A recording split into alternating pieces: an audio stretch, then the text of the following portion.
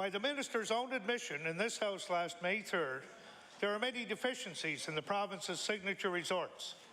A problem he said could be fixed with an investment of between $1 million and $22 million. So, Mr. Speaker, my question through you to the Minister, what investment has been made to address the deficiencies in Celtic Lodge and boost tourism in the Ingonish area? The Honourable Minister of Economic and Rural Development and Tourism. Thank you, Mr. Speaker. Mr. Speaker, I'm pleased to rise to my place and talk about the signature resorts. We, as a government, recognize the economic engines that those signature resorts are in those regions where they call home. One of the things that's fundamentally different about this government and the previous government, Mr. Speaker, for 10 years, Mr. Speaker, those resorts were allowed to go into decay. A little bit of maintenance would have gone a long way. What we've done, Mr. Speaker, is we are approaching this in a very educated and systematic way.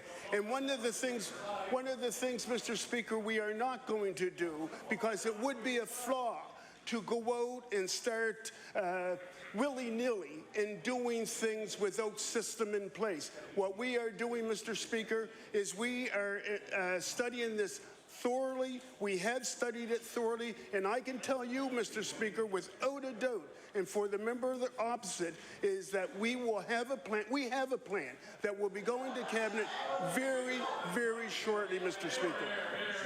The Honourable Member for Victoria Lakes on his first supplementary.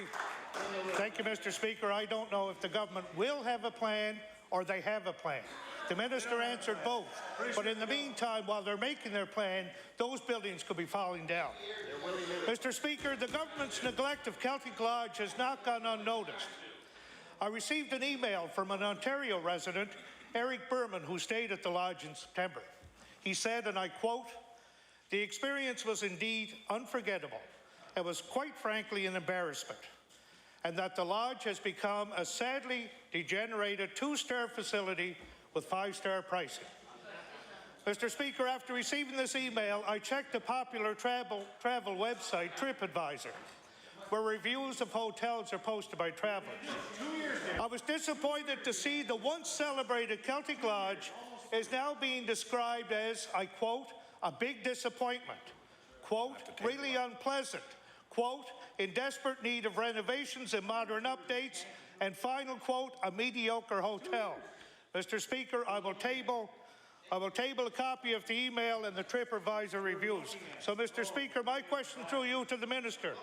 What is the Minister going to do to halt the embarrassing decline of Celtic Lodge and stop the damage to the lodges and the province's reputation? The Honourable Minister of Economic and Rural Development and Tourism. You know, Mr.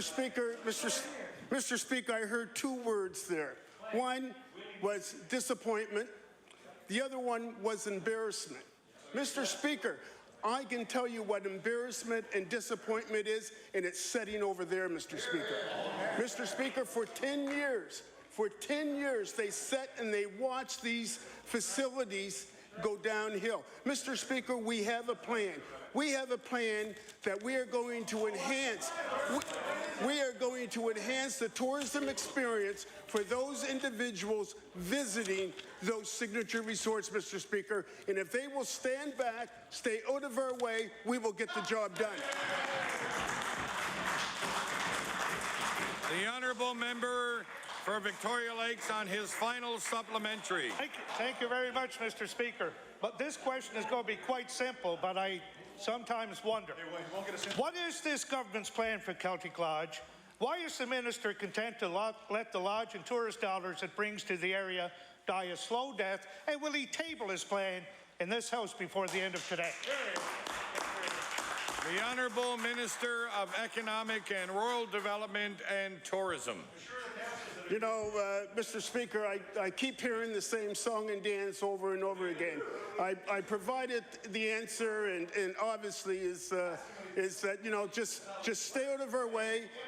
We will get the job done, and you know, it was when we came in that we recognized immediately. And you know what? We are not going to do things willy-nilly.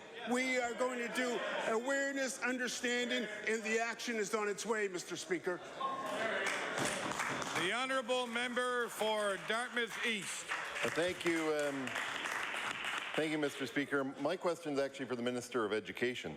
The Minister is aware that I was pleased that when her predecessor announced the long-delayed renovations at Prince Andrew High School would move forward. Now, the start was delayed, but it finally started, and we all thought the project would move forward on a regular and timely basis. Instead, this government has strangled the cash flow for this project. In the spring, I asked the Minister about equipment the department had removed but did not replace. We still haven't had an answer. Mr. Speaker, it's much worse since then. Missing bleachers were minor compared to today's situation, where at Prince Andrew, teachers and students go into school every day wondering if they will have power in their classroom. They wonder which cables and plugs will work on that day and which ones won't. They wonder which days they will have heat.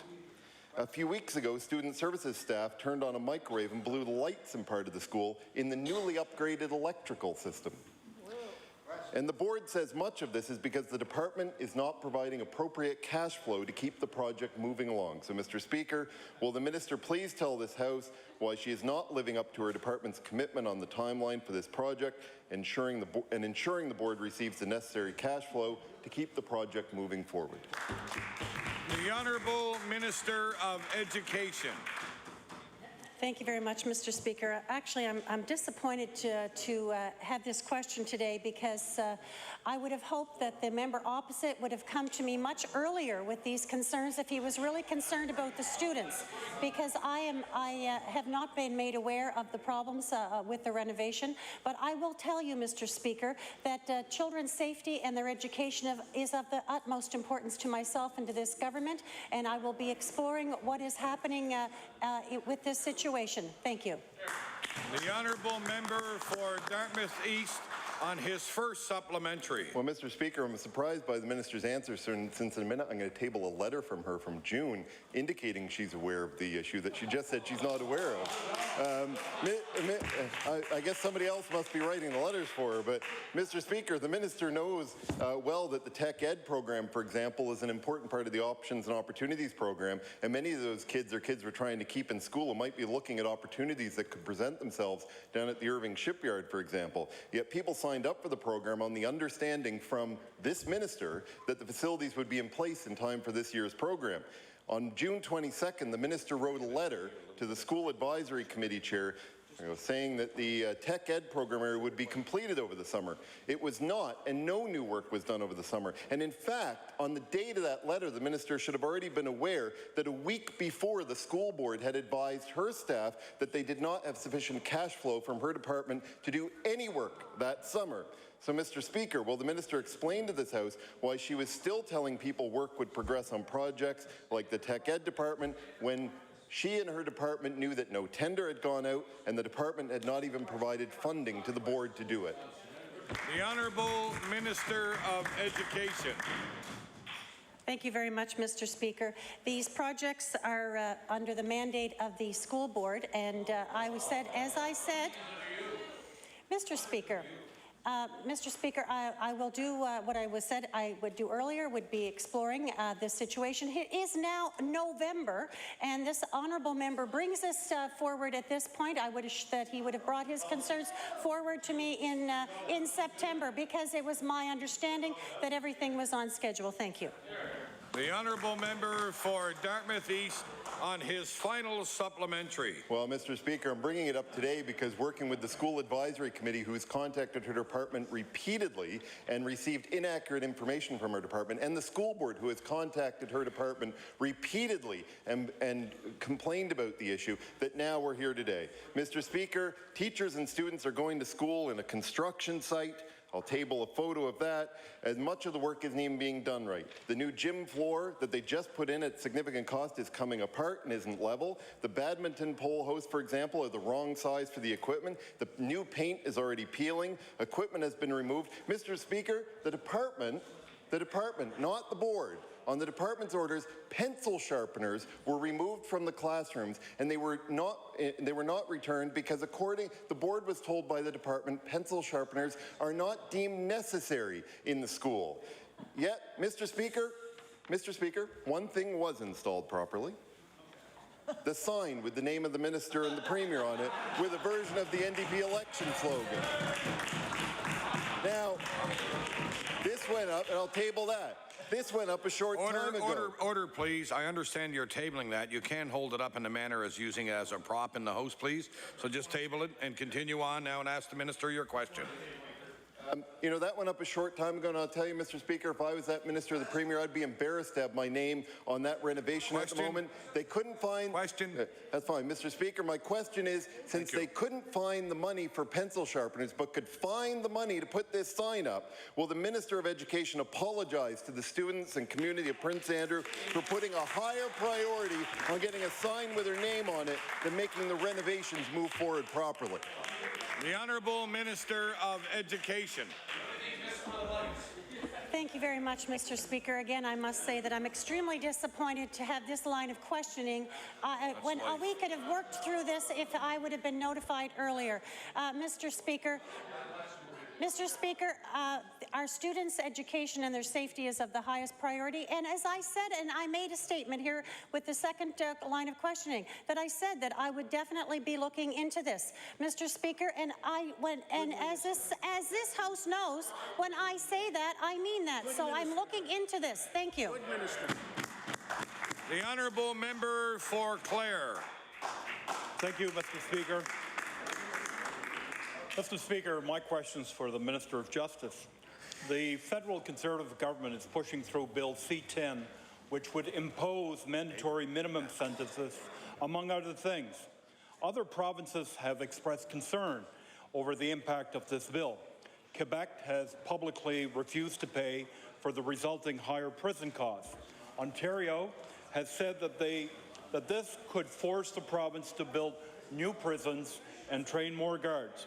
Mr. Speaker, has the Minister of Justice examined and identified the impact that this Conservative bill would have on the justice system in Nova Scotia? The Honourable Minister of Justice. I'll pass that to the Minister responsible for intergovernmental affairs because that's the question lines better. Honourable the Premier. Thank you very much, Mr. Speaker. We're well aware of the possible impacts of the bill on the cost structure of the province. We're monitoring that. As you know, both Ontario and Quebec have already made certain declarations about their willingness or unwillingness to pay, to pay for those increased costs. Undoubtedly, increased costs will be the case here in the province as well.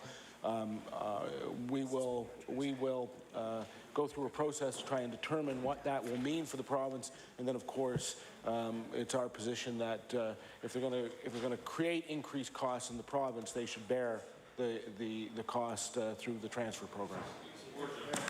The Honourable Member for Clare on his first supplementary. Thank you, Speaker, and I welcome and I thank the Premier for his answer. Mr. Speaker, this Conservative crime bill will certainly have a significant cost on Nova Scotia.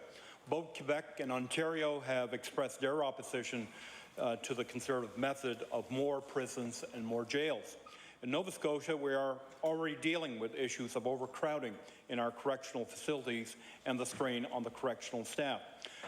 Mr. Speaker, what steps has the Minister of Justice taken to ensure that this Conservative crime bill will not cause further problems in Nova Scotia and will not cause further strain on the Justice Department's budget? The Honourable Minister of Justice. Thank you very much, Mr. Speaker, and I want to thank the member for the question, and I'm very pleased to answer this question. Upon coming and being Justice Minister, examined this issue as to potential as to the crime bill might have on the province as a whole, and that's why we did the very in-depth analysis on, for example, one area was the correctional facility. And the decision that had been previously made would have cost the province more money, would have been a further burden on the province overall. So by building the facility where we did, in the manner in which we did, we'll deal with the capacity issue over the short term. We're also presently working with all stakeholders and looking at issues dealing with the Justice Department. Our department has a very open dialogue with all stakeholders, whether they're in public prosecution, whether they're in the policing aspect, to look at ways of how this may impact. What's very important here is that we get accurate information and not do what the opposition wants us to do, is to throw money randomly out in the open and to have a knee-jerk reaction. We need a very strategic focus and look at this in a systematic way and address the issues as they come forward and be very pragmatic of how we spend taxpayer dollars. The honourable member for Clare on his final supplementary. Mr. Speaker, both Quebec and Ontario have already come out in opposition to this Conservative bill. They have already stated that this Conservative downloading will cost them big dollars. Mr. Speaker, this will also cost Nova Scotia as well. So, Mr. Speaker, is the Minister of Justice prepared to follow the governments of Quebec and Ontario and publicly oppose this misguided Conservative Bill C-10? The Honourable Minister of the Premier. Thank you, Mr. Speaker. I think I actually addressed that before. I'm not so sure that the governments of Ontario and Quebec oppose the bill. They oppose the cost transfer that will come with the bill, which I think is a distinction. You know, we're obviously concerned about it as well. And there's two parts to it. One is that we need to try and anticipate the costs. The other is, of course, the practical aspects of implementation and trying to determine on the back end what the actual effect will be. So, you know, on the front end, we would like to see the federal government you know, add more money into the transfers in order to support the program if that's what they want to go forward.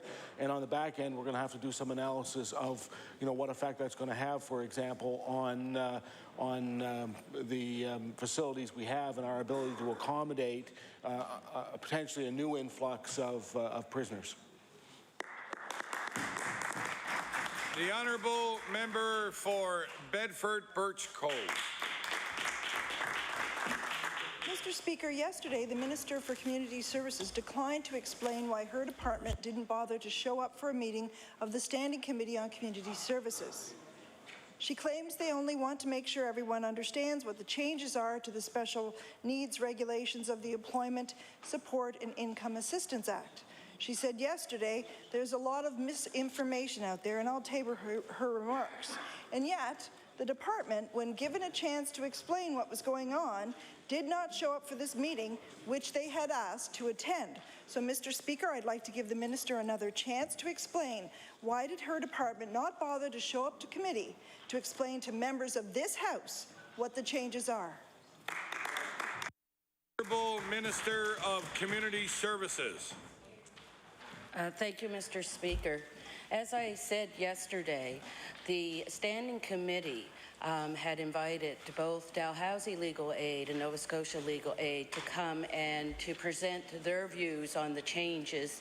And we asked if we can come and present our views, because there's a difference in what both sides are seeing in terms of the changes. However, since we are a government that consults and a government that wants to work with people, we talked with Dal Legal Aid and Nova Scotia Legal Aid, and we have come to an agreement that we're going to work together. That might be foreign to the Liberal Party or the Conservative Party, but not to us in NDP, because we strive to work together. Thank you. The honourable member for Bedford Birch Cove on her first supplementary. Since the minister well knows that members of this House are going to have to explain those regulations to our constituents, failure to explain that to us doesn't make any sense. Mr. Speaker, in the August 8th announcement regarding the special need changes, the department's news release stated the department received requests for items like hot tubs and gym memberships. The release went on to say that 20 to 25 of these requests had been approved, and I will table that release.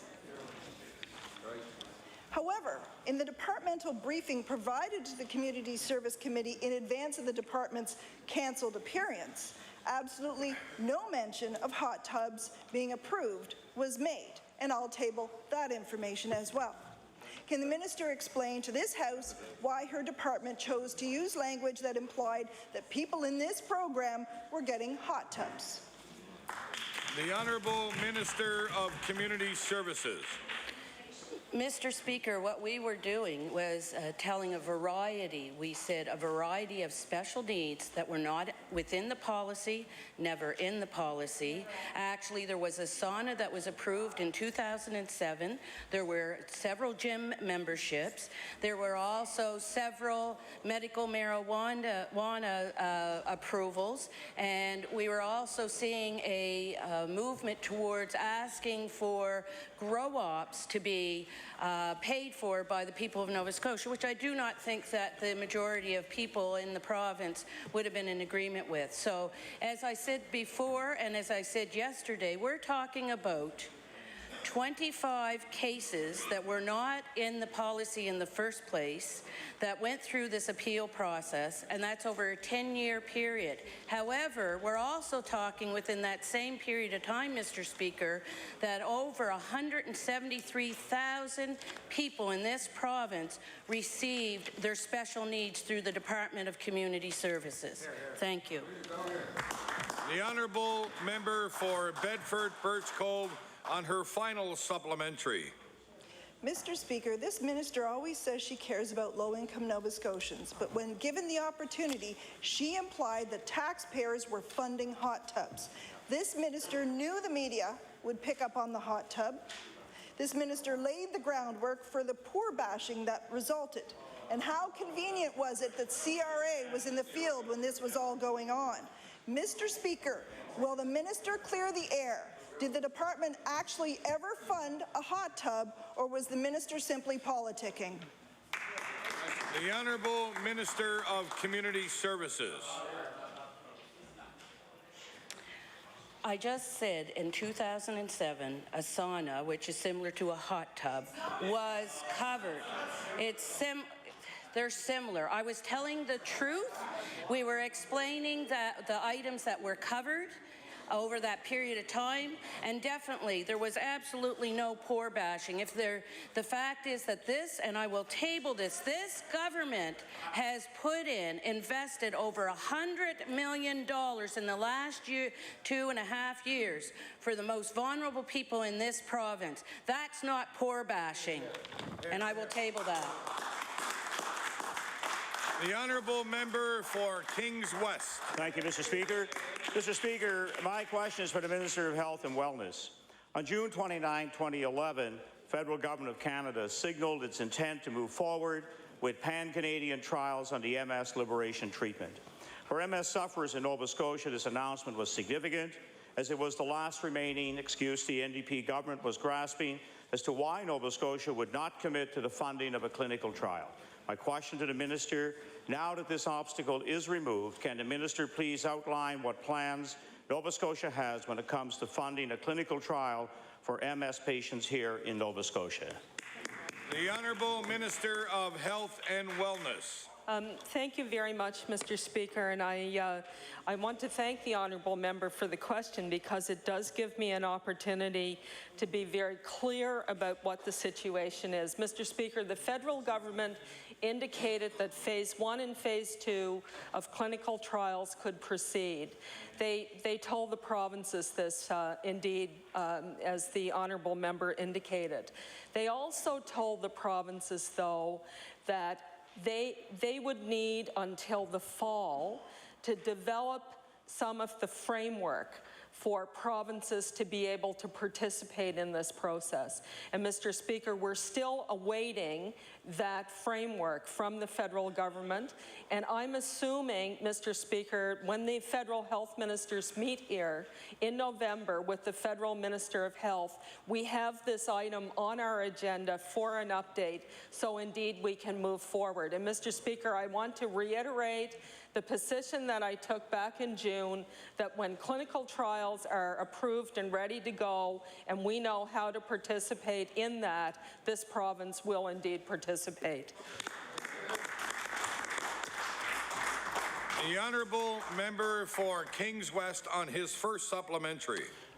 Mr. Speaker, as you are likely aware, patients from Nova Scotia, and there have been hundreds of them, have made financial sacrifices to receive the MS liberation procedure. They are the body of evidence, if you will, as to the efficacy of this treatment. Now that the federal government is indicating there is enough evidence to move forward with trials, will the minister please indicate whether her government plans to track and follow patients who have already received treatment abroad? The Honourable Minister of Health and Wellness. Thank you very much, Mr. Speaker. Mr. Speaker, I have had conversations with the specialists that treat patients in this province with MS at the MS clinic here, and they in fact do keep a very close track of patients that are leaving the province, and very often they see these patients when they return. And I'm satisfied with the information they provided me with and how it is that they interact with those patients. Mr. Speaker, MS is a very difficult disease. We're very hopeful that research will enable us to provide more effective treatments. And Mr. Speaker, I'm looking forward to hearing from the Federal Minister of Health with respect to how Nova Scotia could indeed participate in the early phases of clinical trials. The Honourable Member for Cape Breton West. Mr. Speaker, my question through you will be to the Minister of Energy. Mr. Speaker, there is no question in the province of Nova Scotia that green energy is important. And of course, it was our government that brought forward the original plan to have green energy used here in Nova Scotia. And we have to move forward on that plan, and that's what this government says they're doing.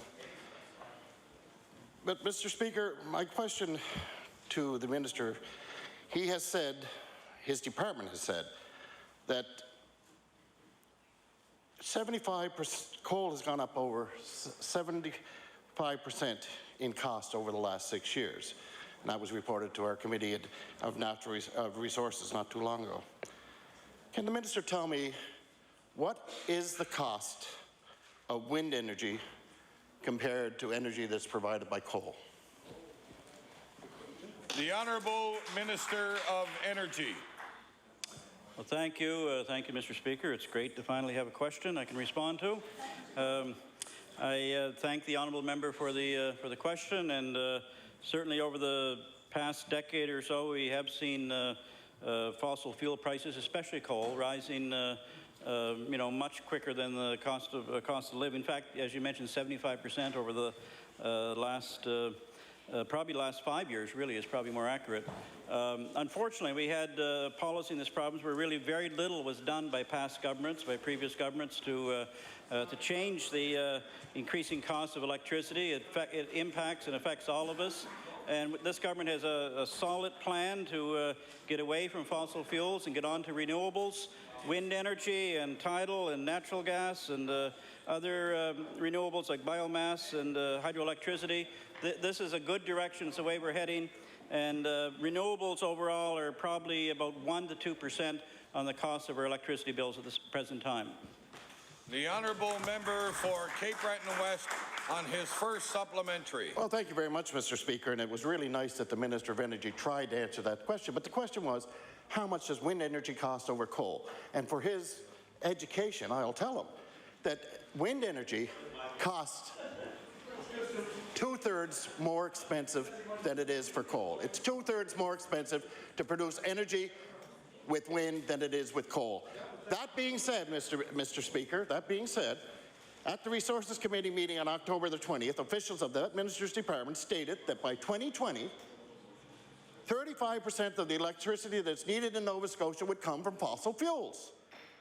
He said, and I quote, "We see coal and petroleum co-potential as low as 35%, is exactly what his Deputy Minister said. So my question to the Minister is this: if we still need coal in the coming decade, why isn't the Minister demanding that Donkin coal be used instead of shipping coal in from places like South America? The Honourable Minister of Energy. Thank you, Mr. Speaker. Certainly, you know, when we reach 40% renewables by 2020, we're still going to be relying on fossil fuels, including coal. But the truth is that as time goes by, the renewables will become cheaper. Fossil fuels most likely are going to continue to rise. But we're in the Department of Natural Resources. Now I can put that hat on for a minute. We're actually working with the folks at Erdene and Xstrata and trying to see that the mine in Donkin is developed, and talking with Nova Scotia Power, and we'll see where those discussions will lead. But you know, it's true, fossil fuels will continue to be with us for a time, but our goal is to get off of fossil fuels and get onto much more renewable energy. The honourable member for Cape Breton West on his final supplementary. Thank you very much, Mr. Speaker, and it's a good goal. I have no problem with the goal, but the reality is that his department has said time and time again that by the year 2020, 35% of the energy needs in this province will be met by coal generation. Now, my question is very simple to the minister.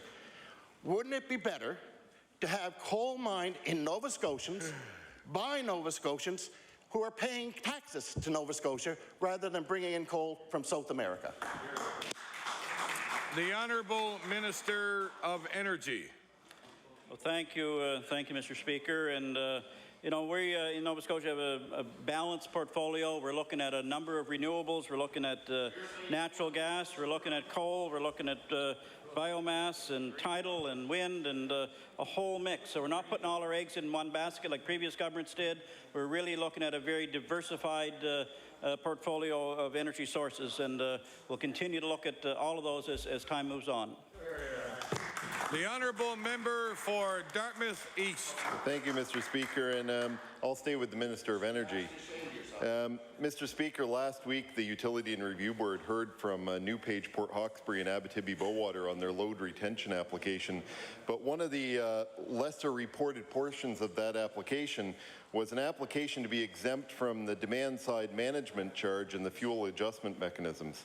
The Minister will recall that this additional charge on power was first proposed by the Tory government, opposed by the NDP during the election, and then added to everybody's bill during the election, or after the election in the first session of the legislature. So, Mr. Speaker, and I'll table the application by Abitibi-Bowater and Newpage. Mr. Speaker, will the Minister of Energy agree that these two large companies should be exempt from the DSM charge since they can't access the funds from that program anyways to improve efficiency as part of their operations, and that this could be part of a solution to reducing power rates at these mills? The Honourable Minister of Energy. Thank you, Mr. Speaker, and I thank the honourable member for the question.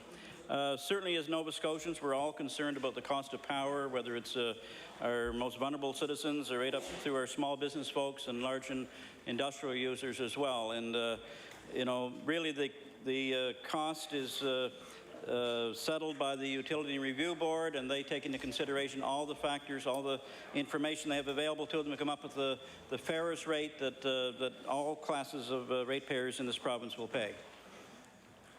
The honourable member for Dartmouth East on his first supplementary. Mr. Speaker, the minister isn't answering my questions any better than he answered the questions of the last member. The fact is the Utility and Review Board didn't decide that those two...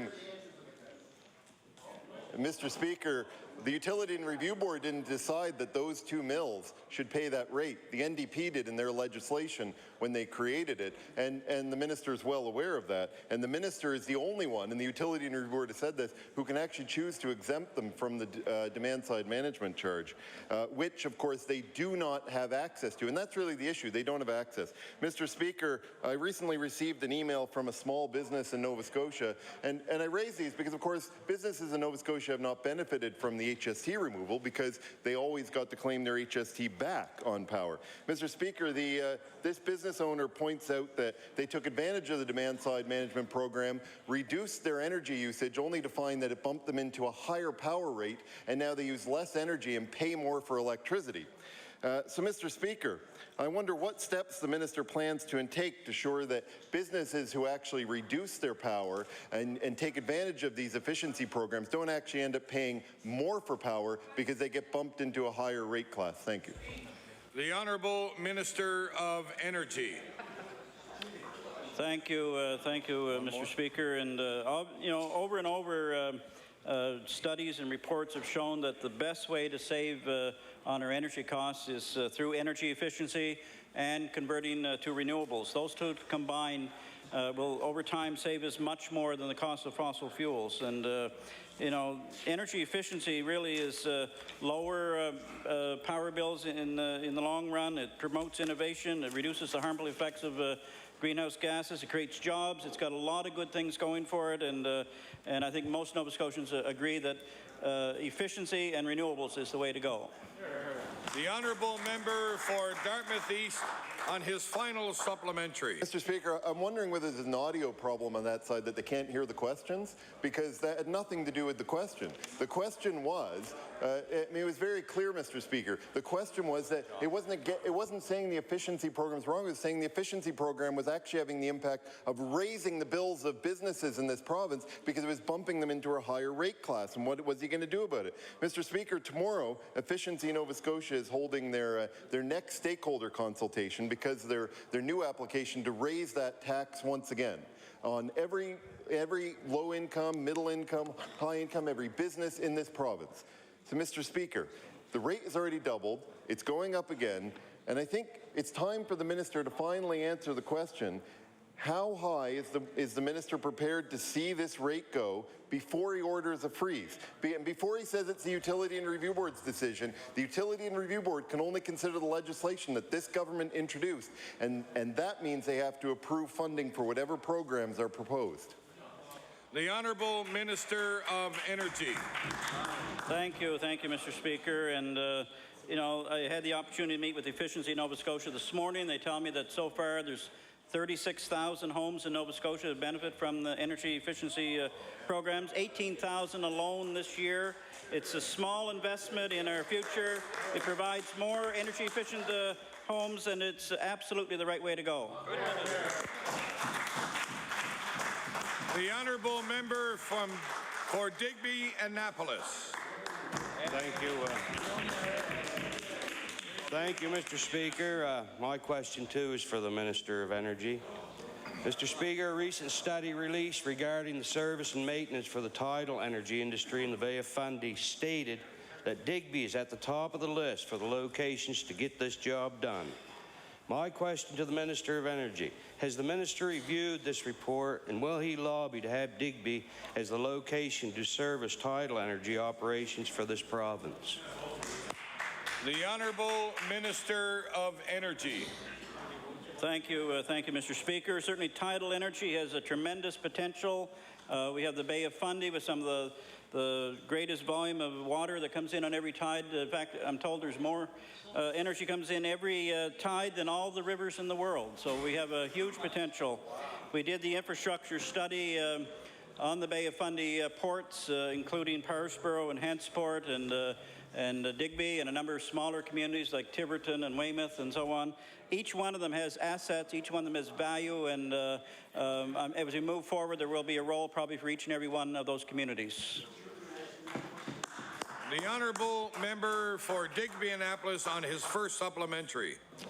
Mr. Speaker, last spring I asked the Minister of Economic, Rural Development and Tourism if he would push this incentive at the Cabinet table and help bring much needed economic development to the Digby and surrounding areas in this new tidal initiative. His answer, Mr. Speaker, was yes. Oh, I'll go right to you. My question for the Minister of Economic Development. Now that the Department of Energy recommends Digby as the port, will you continue your efforts and support Digby to be the service port for these renewable energy operations?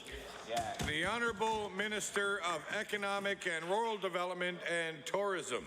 You know, thank you, Mr. Speaker. Mr. Speaker, my yes is unwavering.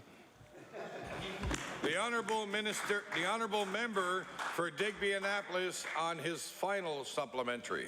Mr. Speaker, renewable energy is important, and so is economic development. It's important for Digby, and it's important for the entire province that this area be selected to service tidal offshore wind and wave energy projects. The report states that Digby is the only reasonable location to launch and carry out maintenance for these projects. So my question to the Minister of Energy, will the Minister commit to meet with the port authorities and others from Digby in the near future to discuss this important project? The Honourable Minister of Energy. Well, for the members' information, I did have the opportunity to meet with the Mayor of Digby and the Warden of Digby County, the Chair of the Port Authority just last week. We discussed the value and importance of Digby as a community and the potential it has in the tidal energy field, and I know they're interested in moving that project forward and seeing the potential they have. They're looking at the possibility of an infrastructure study, and we said we would certainly encourage them to do that. So I guess we're one step ahead. We've already had that opportunity to meet with them. The Honourable Member for Clare. Thank you, Mr. Speaker. Mr. Speaker, my question is for the Minister of Transportation and Infrastructure Renewal. Mr. Speaker, last week we were told by the Nova Scotia Road Builders Association that the NDP government's chip sealing operation was proven to be expensive and efficient. Also, that it started very late in the season and only surfaced a very small amount of road, Mr. Speaker. So my first question to the Minister is, why did the chip seal operation start so late this year? The Honourable Minister of Transportation and Infrastructure Renewal. Thank you, Mr. Speaker, and I'd like to bring the attention to the members of the House of the importance of having a chip sealing program, because when we looked at the tender prices that were coming in, my first reaction was, what's the price in New Brunswick? And New Brunswick at the time was bringing in much cheaper when it came to tender dollars, much cheaper.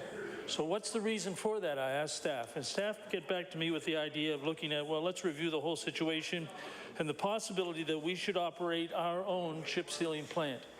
Now, I can tell you, I had the opportunity this summer to visit the chip seal workers, and they were trained and did a tremendous job wherever they worked. But I want the member ops to know, when it comes down to chip seal dollars and the dollars that have been spent, they've been spent wisely. Time will prove when we review this, when we operate again this next summer, how widely accepted it is going to be, because I can assure you that when it comes to this particular project, it has been exceptionally well received wherever this crew has been. The Honourable Member for Clare on his first supplementary. Mr. Speaker, the lateness in the start of the province chip sealing operation only proves how costly this plan is to Nova Scotians. Government has said that they can perform this form of operation cheaper, and I will table their own documents on this, Mr. Speaker. Just tabled up. So my question to the Minister, Mr. Speaker, is can the Minister tell us today how much the chip sealing operation cost Nova Scotians this year? The Honourable Minister of Transportation Infrastructure Renewal. Thank you, Mr. Speaker. And the member opposite I have a great deal of respect for, and I understand that he might have misunderstood. At no time as Minister did I say that we could do the job cheaper. At no time. I want you to know that when the cost came in at $91,000 per kilometre in 2009, in 2011 the cost is $40,000 per kilometre. Now, the reason for that, is it just a coincidence that we have a chip seal plant operating? I don't think it's just a coincidence at all. I want the member opposite to be aware of the fact that when we can save over $1 million, when we can save over $1 million to be used in other projects around this province, that's how we're going to continue to do business in the Transportation Department. The Honourable Member for Clare on his final supplementary. Thank you, Mr. Speaker. My final question to the Minister, will the Minister undertake to table a list of the roads that were chip seal surfaced this year by the government's chip sealing operation? Will he undertake to table that information, please? The Honourable Minister of Transportation Infrastructure Renewal. Thank you, Mr. Speaker. And to the member opposite, if I had the time, I could perhaps do it here out of the 5-year road plan. That's a sensible question. It receives a sensible answer, and that information will be forthcoming. Thank you for the question. The Honourable Member for Argyll. Thank you very much, Mr. Speaker. This government is putting frontline health care in serious jeopardy with its lack of direction associated with decreasing funding and rising costs. The Minister of Health and Wellness asked the district health authorities to cut 3% out of their budgets for next year. Out of a $1.6 billion budget, this amounts to a $45.5 million cut, as the minister defensively pointed out to the member for Kings West yesterday in question period. Mr. Speaker, my question to the Minister of Health and Wellness is, with the upward pressure on costs and the downward pressure on funding, how does the minister expect this not to affect frontline health services? The Honourable Minister of Health and Wellness. Thank you very much, Mr. Speaker. Mr. Speaker, the district health authorities and the IWK are exercising great leadership in terms of the way they're identifying ways to find efficiencies within the healthcare system. There are a number of initiatives underway where we are combining purchasing, the functioning of different administrative pieces of the healthcare system. Mr. Speaker, I've asked the district health authorities as they do their budget plans for this year to ensure that they protect patient care, that they protect the mental health and addiction services. And Mr. Speaker, I will work with the district health authorities as they develop their proposals. I want to point out, Mr. Speaker, that this is the earliest that the district health authorities have ever had their budget targets. It allows them an opportunity to have discussions among themselves to look at how they can find efficiencies, in fact, by collaborating across DHAs rather than only looking internally inside their own budget envelope. The Honourable Member for Argyll on his first supplementary. Thank you very much, Mr. Speaker. Nurses are vital to primary care in our province and they deserve to be fairly compensated for their hard, demanding work. However, yesterday, when we learned of the arbitrator's ruling for NSGU nurses in Capital Health Authority of a 7.1% wage increase over a 3-year period, retroactive to November 1st, 2009, we can only conclude that this will set a trend for increasing labor costs across the province. AllNovaScotia.com, which I will table in a couple seconds here, is reporting today that the increase in wages to nurses will cost about $12.5 million. Also, Mr. Speaker, in an article on SouthShoreNow.ca, which I'll also table, the South Shore Health says the cut will amount to $2.1 million. The CEO, Alice Lieberman, told board members in October that the 3% does not include increases on several contracts, including with NSGU, CUPE, and SNU, and she felt that this would increase that cut to about $4 million. So, Mr. Speaker, I just want to ask the minister, does she understand the complexity of what she's asking the DHAs to do, because the number is actually far larger than a 3% cut? The Honourable Minister of Health and Wellness. Thank you very much, Mr. Speaker. Mr. Speaker, you know, we've had the healthcare budgets grow in some cases at a rate of 10% annually year over year. And this certainly is not a situation that can be sustained. And particularly, I think it's concerning that we weren't necessarily getting the kind of health outcomes that we require. And so we are now working with the DHAs to say we need a sustainable healthcare system. We need to improve the quality and the outcomes of the healthcare that we're getting. I recognize that it is a challenge, Mr. Speaker, and this is why, in fact, we proceeded in a very thoughtful way. This year, the DHAs weren't given any additional funding. We've given them their budget targets for next year earlier than it has ever happened before.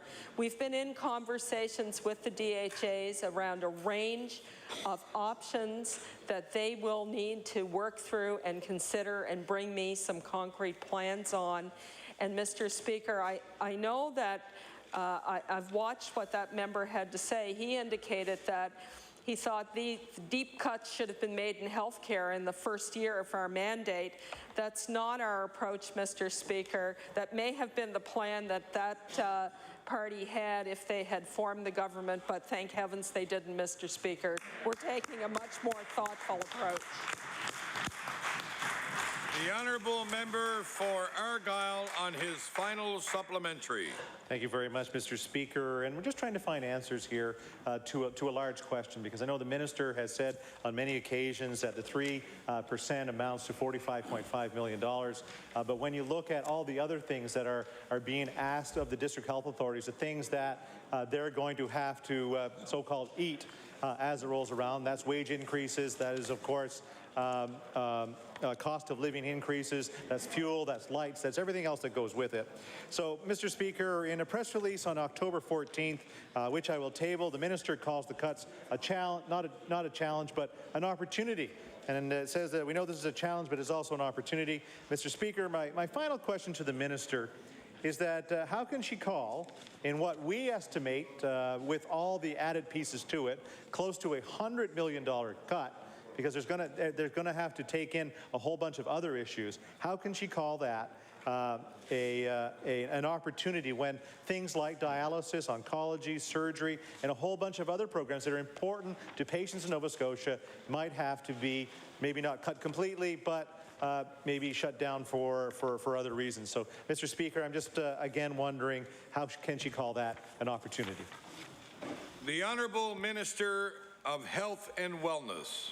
Thank you very much, Mr. Speaker. Well, Mr. Speaker, we indeed do have an opportunity to have a health care system that is more responsive, where every dollar that we are expending for health care actually provides health care.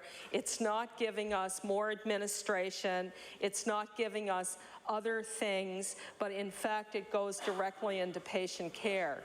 Mr. Speaker, we have seen the stroke strategy, for example, in the province result in the collaboration across district health authorities and an improvement in the quality of care that stroke patients get, rather than duplicating that care in every district health authority, but at a lower quality.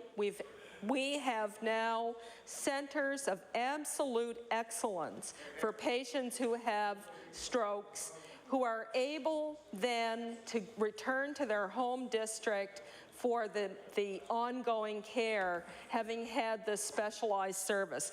So, Mr. Speaker, there is a way to provide better health care sooner to Nova Scotians, and certainly that is what this entire focus is about, Mr. Speaker. The Honourable Member for Digby-Annapolis. Mr. Speaker, I didn't know whether I was in question period there or late debate. I think the two members could bring that up in late debate. I believe they need the time to do it. So, anyway, Mr. Speaker, my question's for the Minister of Community Culture and Heritage. Mr. Speaker, we've received... Sorry. Mr. Speaker, we've received correspondence from professional living artists of Nova Scotia stating the great difficulty they've had in dealing with the Art Gallery of Nova Scotia. This group went to great efforts to follow proper procedure, submit documents, and send correspondence. Yet the gallery took an unacceptable amount of time to make contact with this organization. My question is, are you aware of that the Art Gallery of Nova Scotia has dragged its heels on this issue? Order, please. The time allotted for oral questions put by members to the ministers has ended. I will now recognize the Honourable Minister of Service Nova Scotia Municipal Relations on a quick introduction. Yeah, thank you, Mr. Speaker, and I will be quick.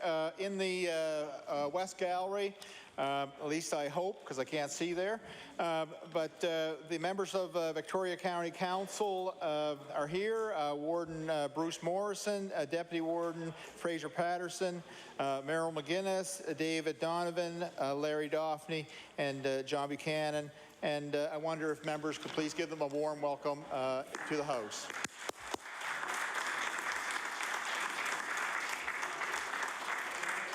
I would also, Minister, I would also let you know, in the East Gallery, we have the member from the Cape Breton Regional Municipality, May Rowe, with us also today.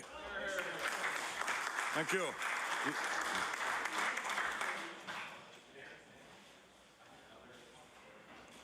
The honourable member for Victoria Lakes on an introduction. And thank you to the Liberals for sharing their time. The minister has already introduced the councillors from Victoria County, but I also want to recognize the CAO from Victoria County, Sandy Hudson. Thank you. I will now recognize the host leader of the official opposition.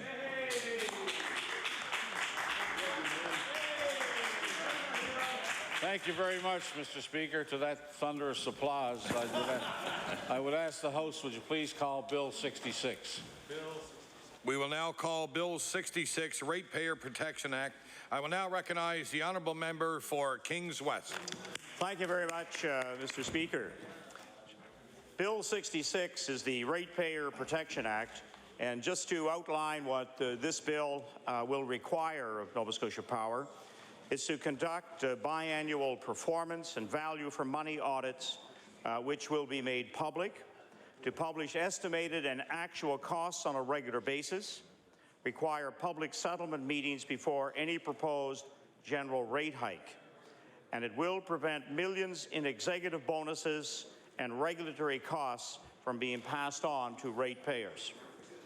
Mr. Speaker, over the last 9 years, electricity rates have increased 6 times by 36%, and now Nova Scotia Power is seeking another large increase on the backs of consumers. We have seen power rate increases dig deeper into the pockets of Nova Scotians. Nova Scotians have faced down continued rate increases from Nova Scotia Power and added electricity taxes courtesy of NDP and Conservative governments. All of this with no accountability. There is simply no more revenue for Nova Scotia Power to take from the people of this province. Increasing power rates mean increases in just about everything from food to property taxes. They are an attack on the standard of living of Nova Scotians. And this is why the Liberal caucus has introduced the Ratepayers Protection Act. And it's just one step of many that our party would take to ensure Nova Scotia Power is accountable to Nova Scotians. If passed, this bill will reduce power rates for Nova Scotians and will give all Nova Scotian homeowners and businesses direct access to what their rates actually pay for. Nova Scotians and the province's business community are pushed to the brink by already sky-high power rates and aren't able to withstand the further electricity increases being sought by Nova Scotia Power. And we saw today, Mr. Speaker, a statement from the Premier, the Leader of the Opposition, Leader of the Conservative Party, about the impacts that electricity costs are having on the pulp and paper industry in this province. New Page currently in a shutdown mode, and Liverpool, Mersey Bowater, or Abitibi Bowater looking very, very shaky. Hi, if you have conversations and like to remove them from the chamber, the honourable member from Kings West has the floor. Thank you, Mr. Speaker. And we see that the possible high increases already taking their toll here in the province. Over the past year as well, we've seen businesses that were giving consideration to building and locating in Nova Scotia also putting their plans on hold because of the extreme power rates that we currently have. As a province, we are becoming rapidly uncompetitive when compared to our neighbouring provinces. The NDP government's only answer has been to trumpet the removal of the HST from electricity bills. However, this did not benefit small business, did not benefit mills like New Page and Bowater. In fact, the NDP, in cooperation with the Tories, did everything they could to hurt those businesses when it came to power rates. For the NDP to keep talking about the HST removal as a solution is an insult to everyone in this province that runs a business. While the HST removal had no benefit to those mills, the Tories, while in government, proposed a new electricity tax, which mills like New Page, along with every other electricity consumer in the province, from businesses to low-income families, would be forced to pay. The NDP then opposed that tax during the 2009 election, but promptly implemented it in their first session after becoming government with the support of the Tory caucus. They literally called it a Christmas gift to Nova Scotians. Yet right now, Newpage and Bowater, as I mentioned earlier, are before the Utility and Review Board fighting for their corporate lives.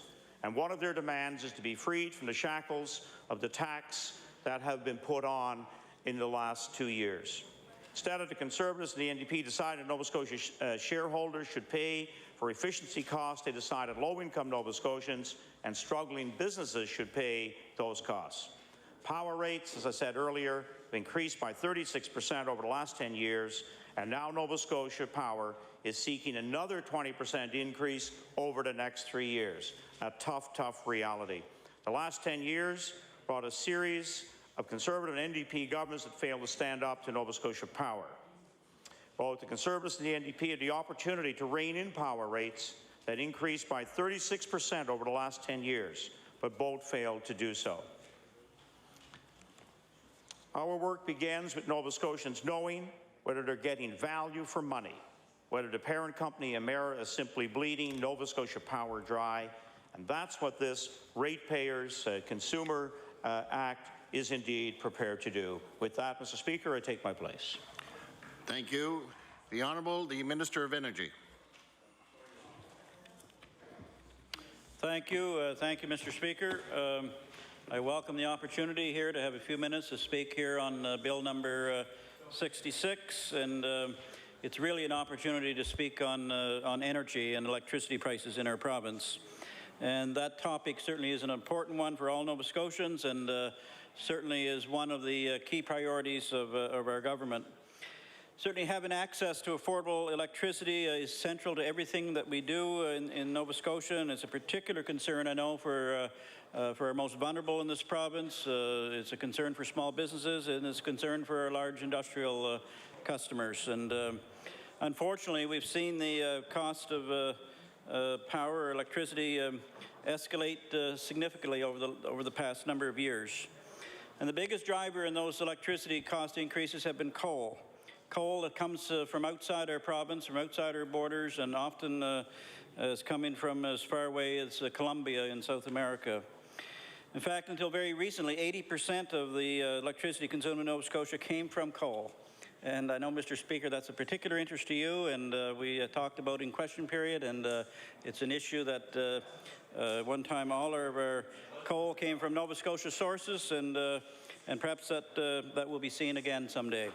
But that was before we knew much about coal and about the environmental aspects of the mineral, but technology is changing some of that as well. But right now we're spending millions of dollars each year that's coming from outside our borders, and I mean that's where the money goes. So it's making us vulnerable to increasing costs and to concerns about our stability of supply. In fact, the last 6 years, as was previously mentioned, coal prices have gone up about 75%. And, you know, Mr. Speaker, the truth is that previous governments have done very little to address our reliance on fossil fuels, including oil and coal. But this government has a plan, has a concrete plan to take our energy into the future and to put it into our own hands. And it's one that we're well on the way to implementing. Our renewable electricity plan sets some of the most aggressive targets in the world, and by 2015 we'll be at 25% of our electricity produced by renewables right from our own province, and by 2020 we'll be hitting 40% from local and regional renewable sources. So, Mr. Speaker, the bottom line is that we have a plan to break away from our reliance on fossil fuels, and that, I think, is a good thing. But truthfully, as I mentioned, governments in the past have done little to break that dependency. They did nothing to stop the 75% increase in fossil fuels under their watch. And really, I've heard good support from some sources for our Lower Churchill hydroelectric project, and other, I guess it's been more wishy-washy support. But that's a project that secures for Nova Scotia access to cleaner, renewable electricity for 30 years at a stable cost, and may even decline cost to ratepayers over time. So now there is a solution there that will get us off of fossil fuels and onto many more renewables. And why there's wavering or wishy-washy support for some of those, I'm not just sure why. So I think overall the legislation that the honourable member from Dartmouth East has introduced, I think it, in some ways it doesn't address the real problem of escalating fuel costs, and in many ways it doesn't make sense. So instead of a plan with a vision or for real change, the official opposition have the idea that we just spend more money scrutinizing the balance sheets and adding additional layers of costly bureaucracy will somehow make the problem of higher electricity rates go away. The Liberals say that they're looking for transparency, and I'll make the argument that I think we've never had a more transparent system than what's available to us right now. The system that we have now is rigorous, and it's designed entirely around the overriding focus on keeping costs to consumers as low as possible. I think that's the goal. That's what we all want to see. Now, since Nova Scotia Power was privatized in the year 1992, the legislative and regulatory framework regarding the governance of Nova Scotia's electricity sector continues to be defined by the Nova Scotia Utility and Review Board Act and the regulations under the Public Utilities Act and regulations. The UIRB mandates that Nova Scotia Power remains a cost of service regulated utility with a mandated obligation to serve all Nova Scotia loads at the lowest possible cost while meeting its system reliability and its environmental obligations. The fuel adjustment mechanism that the FAM, I guess it's commonly referred to, it provides regular public reporting of Nova Scotia Power's forecast and the actual fuel cost. Fuel costs account for about half the cost of running the overall system. The recent increase, I think, was 5.1% approved by the UARB. Well, over half of that was because of the cost of coal. Nova Scotia Power also has an annual capital expenditure plan, and that's approved by the UARB, and it's required to approve any expense over $250,000. So, Mr. Speaker, they can't just ask for it. They have to prove that they need an increase in order to continue to provide Nova Scotians with the lowest cost electricity possible. The honourable member in his bill, Bill 66 here, also talks about audits. And the UIRB can and does provide audit Nova Scotia Power anytime they feel the need, and they've done that in the past. Nova Scotia Power has accomplished all this while keeping the increase of electricity prices in line with the cost of CPI since privatization in 1992. New Brunswick has seen the good things that are going on here with our UARB, and they recently announced in their energy strategy that they're going to emulate the model that we have here in our province. So, Mr. Speaker, the rate increases we're seeing today are the result of previous government's inaction, and I don't really see any solutions being offered here in this particular bill. The approach, as I see it, is keep the rates down. It's just another layer of bureaucratic oversight, and essentially doubles the work that is already being done, and really adding more costs to the system. So that's why we have a UARB. The recent decision in 2012, it took away the executive bonuses, it reduced the allowable rate of return, and it cut $27 million from Nova Scotia Power's increased revenue application. So the transparency that the opposition is looking for, I believe, is there right now, and if they want to take the time to do the work, the process really is already in place. So stakeholders are encouraged at the UARB hearings to ask questions. I understand neither opposition party were there this fall to during the rate hearing to ask those type of questions. And I've mentioned our Premier spoke on this matter over the last number of months, and you know, there's been no stronger advocate for vigilance over the process on power rates. So I think order, please. The minister has the floor. It's a time, it isn't the time for an increase in return on equity, and the bonuses should be included in the rate base. So I think we're on the right track with renewables, with energy efficiency. We've taken HST off, and I thank you, Mr. Speaker, for your attention. Thank you. The Honourable, the Leader of the Progressive Conservative Party. Thank you, Mr. Speaker. Before I begin addressing the bill at hand, I just want to provide a little clarity to the minister who just spoke. The fact of the matter is that the UARB hearings, both opposition parties were present and asked questions and probed and prodded Nova Scotia Power. In fact, the only party that did not show up at those hearings was the New Democratic Party of Nova Scotia, who sent officials but didn't actually Order, attend the please. hearing. Order. The Honourable, the Leader of the Progressive Conservative Party has the floor. Thank you, Mr. Speaker. Mr. Speaker, all parties in this House agree that we need to move towards a greener, more prosperous future with a portfolio of energy sources that include a variety of fuels. Mr. Speaker, that was one of the foundations of the Environmental Goals and Sustainable Prosperity Act of 2007, which very specifically integrated our economy goals to grow our economy at the rate of the national average or greater every year. And it integrated those economy goals with some true, real, measurable, force of law environmental goals, including percentages of renewable and greenhouse gas emission targets and so on. It was an integrated balance. Mr. Speaker, that bill, that act, which is now being copied in other provinces and states across North America, received the support of all parties in this House. And it set Nova Scotia on a path that could allow for both jobs to be created and the economy to grow and to get us to a greater, greener, more renewable day. But the NDP, Mr. Speaker, were not satisfied with that reasonable, practical, balanced approach.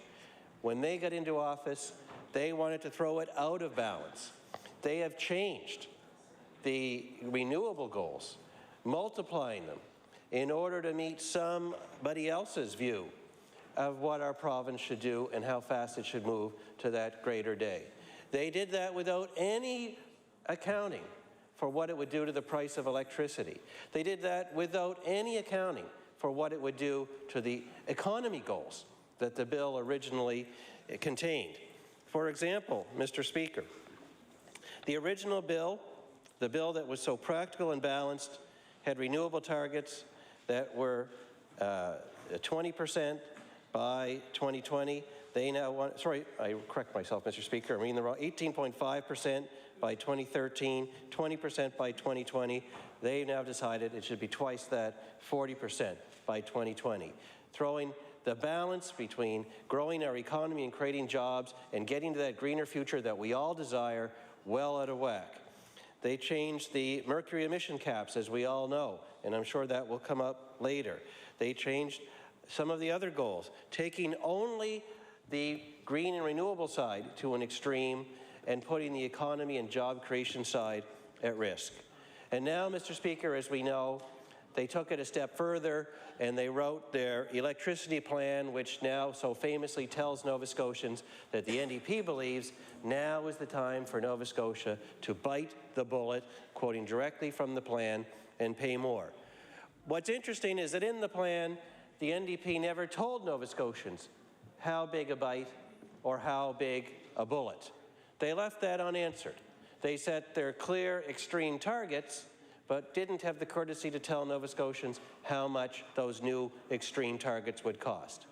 Interestingly, now, today, in this House, the Minister of Energy says, well, maybe it's 1 to 2% more on your power bill. On your power bill, Mr. Speaker, on the power bills of everyone in this House, on the power bills of every household in this province, and on the power bills of every industry, including NewPage, including Bowater, including every other company that employs Nova Scotians.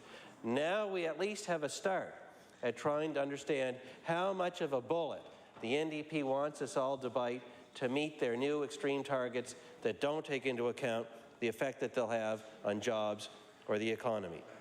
Mr. Speaker, I think the time has come for all parties to renew their commitment to that greener future by renewing their commitment to the goals that we put in law in 2007 under the Environmental Goals and Sustainable Prosperity Act. Only then will we know that we've put our province on course to a greener future and a future that includes new and growing businesses and new and more plentiful jobs for Nova Scotians. And the fact of the matter is that power rates will have a lot to do with whether we have jobs in the future, whether we can afford to pay our power bills in the future. Power rates are at the core of a job creation and economic growth strategy. That's why it is such a shame that the NDP, when they talk about their great goals on the environment side, have totally forgotten that they need to be integrated with economy and job goals at the same time, as they had voted for in 2007 before they got elected, as they threw completely out of whack after they got elected. But that's exactly why, Mr. Speaker, we have a bill like the bill today and other bills before this House to try and do something about power rates, because getting power rates right and getting to that greener, more renewable future is crucial to building the economy of today and tomorrow that Nova Scotians deserve. For example, bizarrely, the NDP continues to defend the fact that when Nova Scotians pay their power bill, they have to pay for a lot more than electricity. They're also asked to pay for the executive bonuses of Nova Scotia Power. If I've heard one thing over and over again from Nova Scotians, it's that when I pay my power bill, I just want to know it's going for power and not for million-dollar bonuses. They defend those bonuses. We on the opposition side of the House say they're right, it's not fair, the shareholders should pay for those bonuses. That's why it's so important that we have a Transparency in Rates Act, which says that every decision, every regulation, every policy, every cabinet directive from that government or any future government that will drive up the price of power has to come to this House and have the full light of day shone on it and be subject to a vote so Nova Scotians know exactly who is driving up their power rates. And we'll take it a step further and make sure they see it on their power bills too. That is how we are different on this side of the House from the NDP on that side of the House, who always believe that they should set these lofty goals without any desire to see what it would do to our economy and expect somebody else to pay the bill, to tell somebody else to bite the bullet, but not have the courage to tell them how much of a bullet they're supposed to take because of NDP policies. That's why we need bills like these that are coming forward in this session to get those bonuses out of the power rates, to shine the light of day on the government decisions that drive up our power costs, and to make sure that when power rates are set, they're set in a way that is affordable to Nova Scotians and that they know what they're paying for. With those few remarks, Mr. Speaker, I will take my place. Thank you. The chair recognizes the honourable member for Dartmouth East. Thank you, Mr. Speaker. I certainly want to thank the members that have spoken and thank the leader of the Conservative Party for pointing out to the minister that both of these parties were there. In fact, if the minister, I don't know how the minister could be unaware of it, since I submitted, I participated, well, I guess, yeah, because he wasn't there, but I submitted pages and pages and pages of questions as part of the initial hearing, and our leader, the member for Annapolis, spent considerable time personally questioning Nova Scotia Power executives at the hearing over this. So it baffles me that, and I've also attended personally every other hearing over the past 2 years that Nova Scotia Power has held. So it's strange to me that the minister would even suggest. Anyways, you know, it's a shame that the minister dismissed the bill just out of hand, and it's no different than he's dismissed one of the other bills I brought forward on energy, which would open renewable energy markets in Nova Scotia and allow competition, which he dismissed out of hand as saying it would destroy the marketplace, destroy the energy marketplace, when in fact New Brunswick has done exactly that, and it hasn't destroyed their energy marketplace. And in fact, the building that his office is in, and the office of the Liberal Caucus and the office of the Progressive Conservative Caucus, now buys energy from New Brunswick because you can't buy energy here through the competition. The only option is to buy it from there. So it didn't destroy the energy markets like he suggested that bill would, and in fact it has worked just fine there, and it would work fine here. And Mr. Speaker, this bill is not intended to solve all the problems of energy increasing. We know that there are challenges with fossil fuels increasing. We know we need to address new environmental regulations. We understand that. But there are things that can be done. And this bill presents 3 of those ideas. And it addresses the issue of saying, you know, people don't want to see the executive bonuses paid for by ratepayers. And there's a reason why. If you will read the list of reasons why Mr. Bennett or any of the other executives get bonuses, it's all about shareholder value. And so the shareholder should pick those up. For example, the CEO this year of Nova Scotia Power did not get his full bonus, and one of the reasons was that the new building they're building on the waterfront wasn't completed on time. Well, whether it's completed on time or not has no impact on ratepayers because the Utility and Review Board already ruled that any cost or time overruns would have to be borne by shareholders. Already ruled that. So the only beneficiary of that being done on time are shareholders. So why should ratepayers pick up bonuses? And the only reason you wouldn't support that element of it is if you believe that ratepayers should be paying these millions of dollars in bonuses. And we certainly don't believe that. You know, we have repeatedly asked the government to look at auditing, regular audits, and the response from the Minister of Energy and the response from the Premier in the last session was, well, the Utility and Review Board can order that. Well, that's not the complete truth. The fact is, the Utility and Review Board does do regular audits on fuel cost as part of the fuel adjustment mechanism process, which comes a couple of times a year to the board. Absolutely right that the fuel costs are audited. And we saw significant savings when those audits began because what happened is they found out that Nova Scotia Power's fuel cost methodology was out of whack. The Utility and Review Board can ask for and order certain audits on certain very specific items of Nova Scotia Power only when they come for a general rate application. And Nova Scotia Power avoids general rate applications as often as they can because they try and make up for it in other ways. And we all know that. All 3 parties have talked about that issue before. And even then, it's not a regular audit through the organization. And so, Mr. Speaker, what we're proposing here is that Nova Scotia Power remain under constant scrutiny, and this act provides that it's a you don't audit the entire corporation every year. It's a rotating audit through various departments. No different than the Auditor General here, no different than the auditor for the municipality. This government brought in legislation last year that municipalities asked for a long time to add an Auditor General for Halifax Regional Municipality. The cost for that Auditor General's office, the whole Auditor General's office, was under $1 million.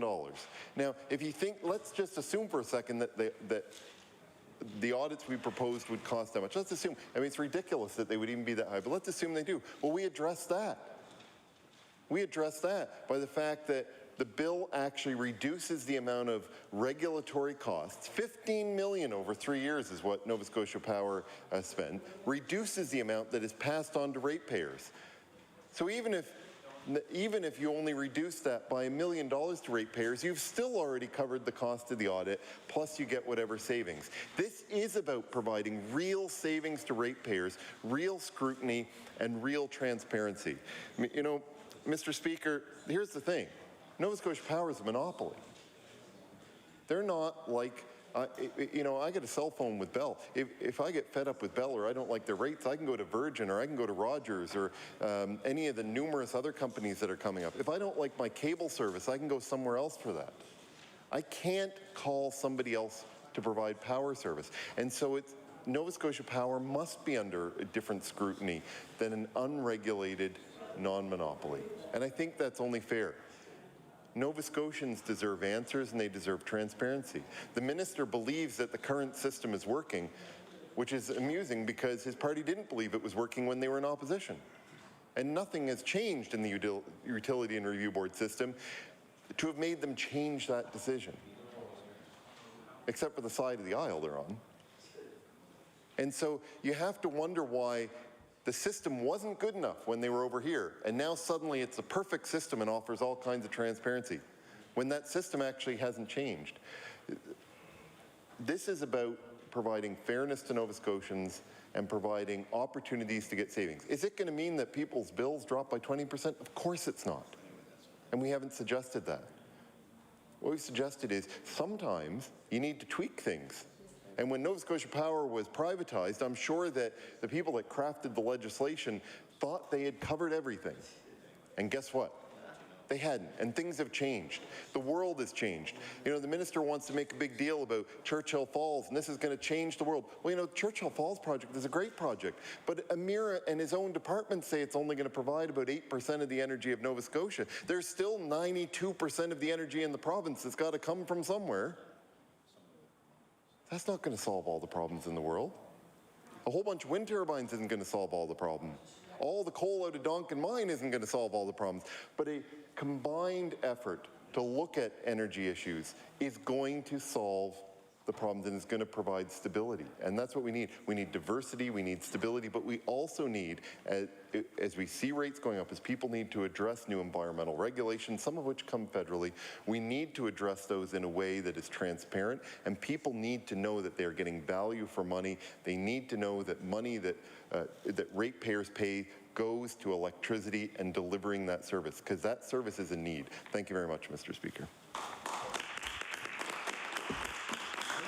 Thank you very much. The chair recognizes the House Leader for the official opposition. Thank you very much, Mr. Speaker. Mr. Speaker, would you please call Resolution 1869? Resolution 1869. The member for Halifax Clayton Park. Thank you very much, Mr. Speaker, and it gives me a lot of pleasure today to rise and speak about this resolution, which was just read on Monday here in the House when the House opened. And this resolution has the operative clause, therefore be it resolved that all members of this House of Assembly strongly urge the NDP government to end their campaign of high taxes, increasing power rates, high prices for gas, and remind the NDP government that they cannot continue to tax Nova Scotians into submission. And this resolution was read by my colleague from Clare on just a couple of days ago, and it really relates to the affordability for Nova Scotians at this point in time in our province's history. And things have been rising at a tremendous rate. I mentioned it today in question period that the cost of food has risen tremendously. In fact, the academics and others who study the cost of food and what it costs to have a healthy diet have estimated now that it costs $100 per month more than it did 2 years ago for a healthy diet in our province.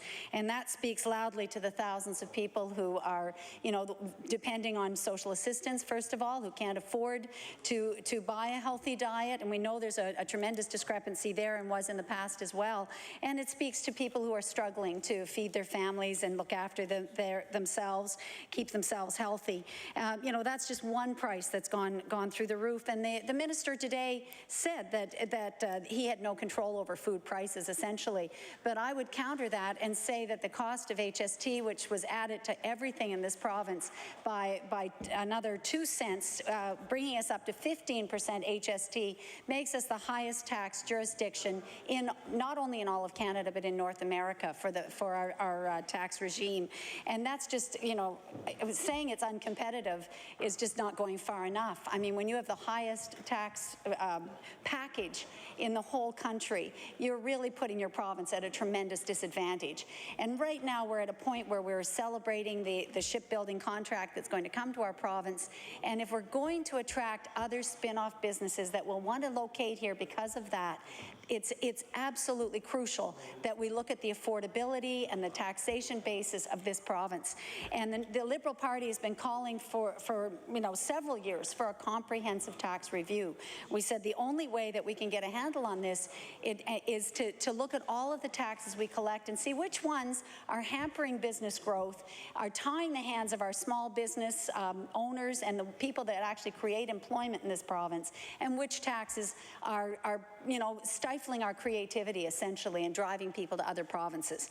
And some of those are clear. And certainly an increase in the HST has hit Nova Scotians, every single Nova Scotian in the pocketbook, and made it harder to make ends meet, because that's a 2% increase on everything they purchase before any outside forces take advantage of, that we have no control over, come here and have an impact on our province.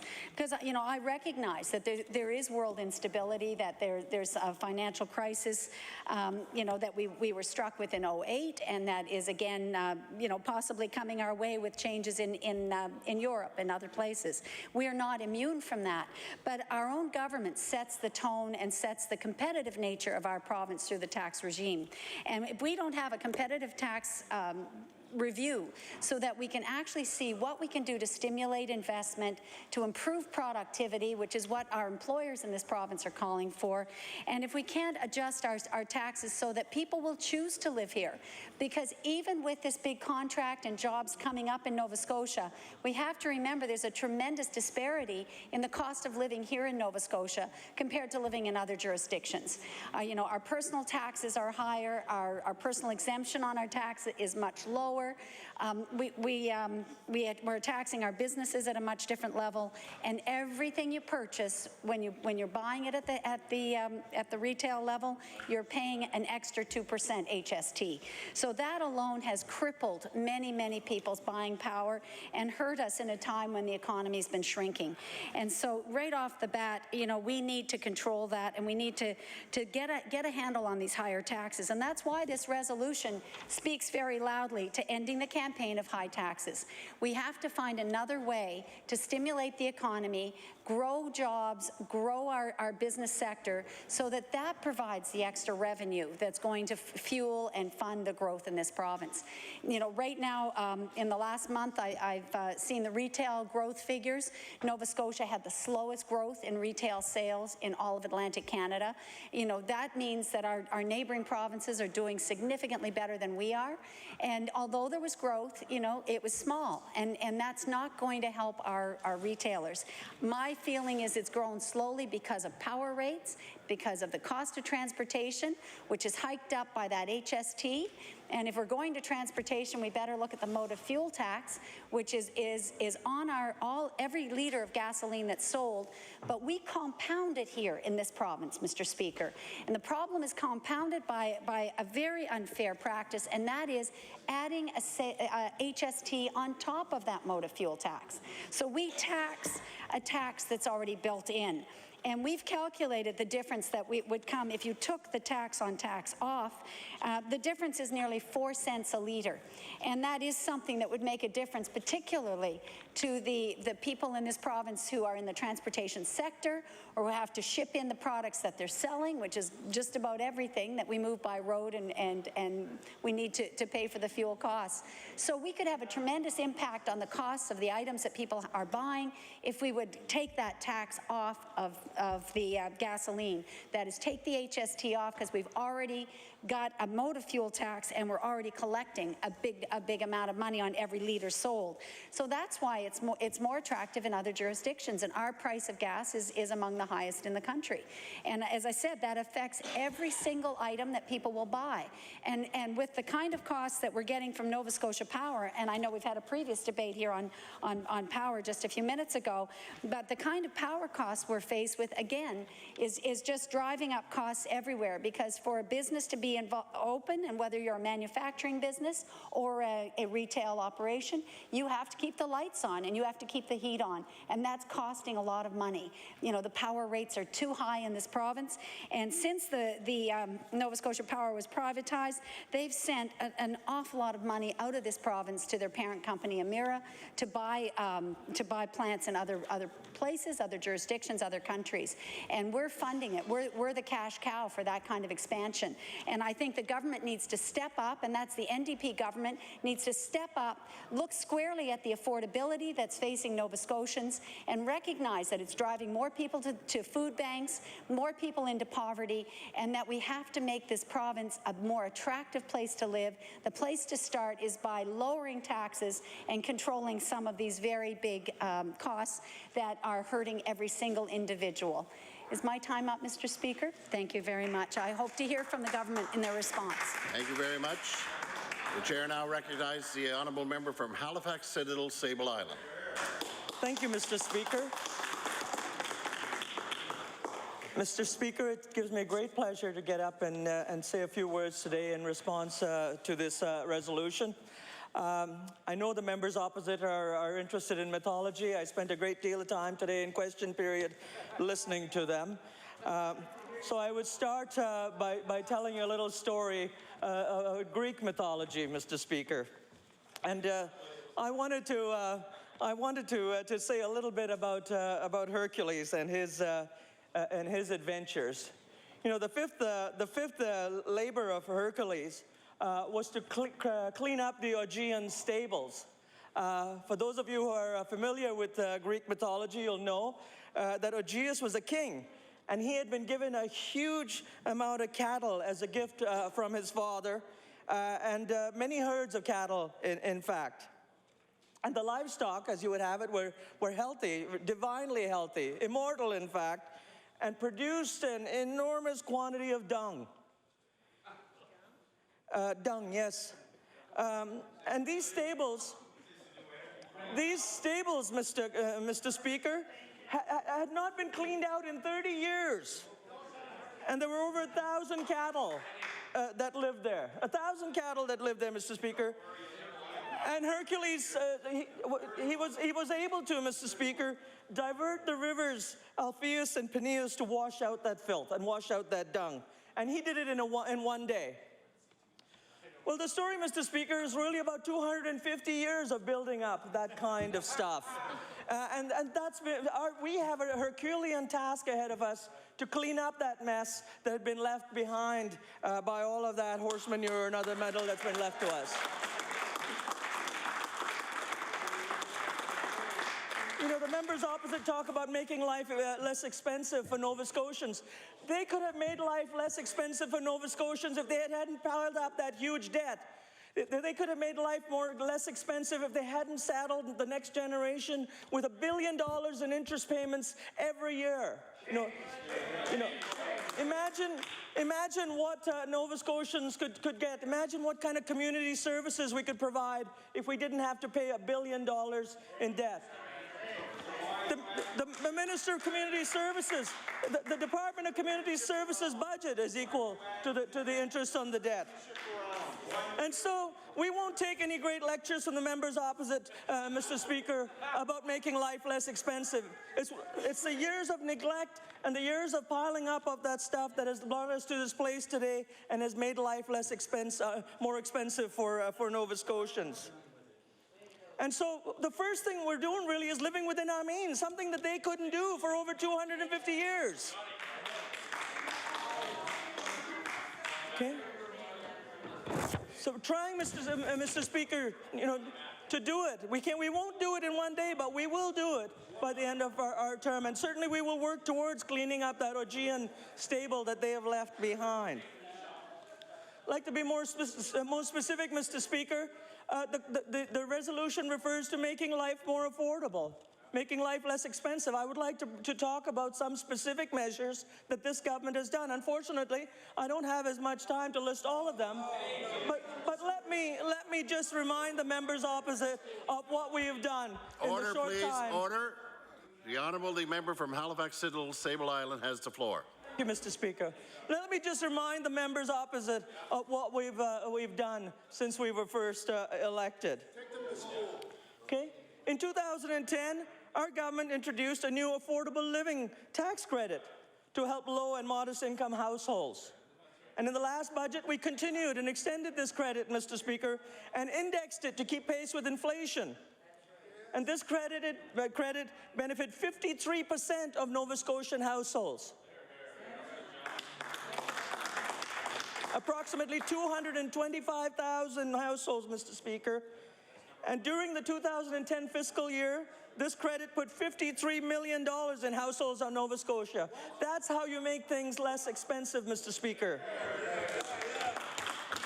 And we introduced a poverty reduction credit. The poverty reduction tax credit helped approximately 15,000 Nova Scotians living in poverty. And that program provided a benefit of $2.3 million in 2010. And in the last budget, we continued that credit and indexed it again. And for the first time in over a decade, we increased funding for women's shelters. And, Mr. Speaker, we introduced tax reduction for low-income seniors. We know that our seniors are a very important part of our communities and they're a growing population. And we kept our commitment by eliminating security deposits charged to seniors in long-term care facilities. And we removed the provincial tax on guaranteed income supplements, refunding about $9 million. About 18,000 seniors benefited from that, Mr. Speaker. And yes, I know there's a lot more. And our government rolled back the 8% tax increase that you guys imposed on Nova Scotians. The very thing you're complaining about today. And I heard the member from Dartmouth East talk about Nova Scotia Power and how they were set up as a monopoly. Well, they set it up, Mr. Speaker.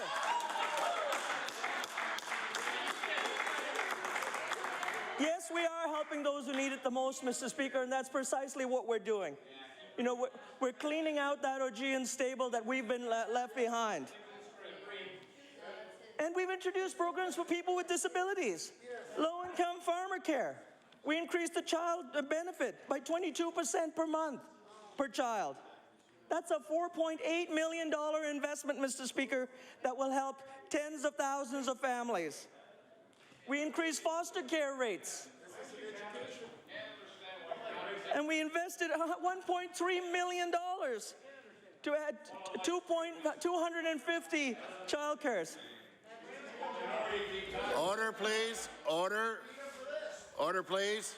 The Honourable Member from Halifax Citadel Sable Island has the floor. I know the member from Cape Breton says that this is one of life's great mysteries, Mr. Speaker. I know that life itself is a mystery to the member from Cape Breton sometimes. And we increased the personal income tax for people. And we're fixing Canada's weakest social assistance program. I could go on, Mr. Speaker, but this has been an Augean task that we've been left. 30 seconds. And we've cleaned up. You have 30 seconds. And we've made life more affordable, life more less expensive for Nova Scotian families, Mr. Speaker. And I haven't even started talking about better health care sooner. And we haven't talked about education. And we haven't talked about the environment. 10 seconds. Thank you, Mr. Speaker. I'd like to return sometime to continue this list, but I'm happy to have a chance to speak it today.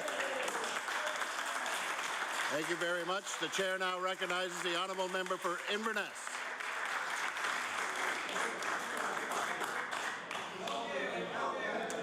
Well, Mr. Speaker, I never got a chance to meet my father's father, my grandfather, because he passed away before I was born, but he was a Gaelic speaker. And I have no doubt that if he had heard this talk of this Augean stable, that he would say that that was only a pile of cask. So, Mr. Speaker, I would advise the member from Inverness to be very careful with his language. Mr. Speaker, I can assure you... I'm assuming that cash is a lot like dung, so we'll move on.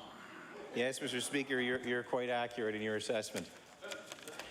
Now, this resolution that we're debating talks about life becoming more expensive for Nova Scotians. And, I can think of 3 items, everyday items, that people are not shielded from. Pop, gasoline, and telephone usage. Do lower-income Nova Scotians not like to have a glass of pop? Do they not use telephones? Do they not travel in gas-powered automobiles? Those are just 3 examples that Nova Scotians are paying more HST on.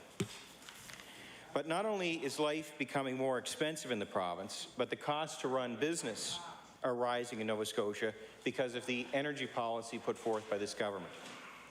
Now, it's quite ironic that we opened our discussions today on speaking about Abitibi and the situation there. And we know that mills are very energy-intensive operations, and Abitibi is no different.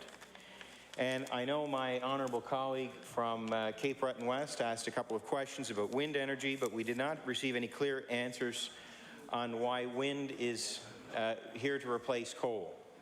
And we also didn't hear what the cost of wind was. And I can't see how wind energy can become cheaper, because once you put up the windmills, they're there. The costs have to be amortized over a number of years. The wind is not going to blow any harder, or it's not going to blow any longer on average. So we can tell how much it's going to cost for wind. And right now we know it costs about 2.5 times as much as coal. Now, I know the government members will say, yes, but coal is rising. It rose, I think it was 75%.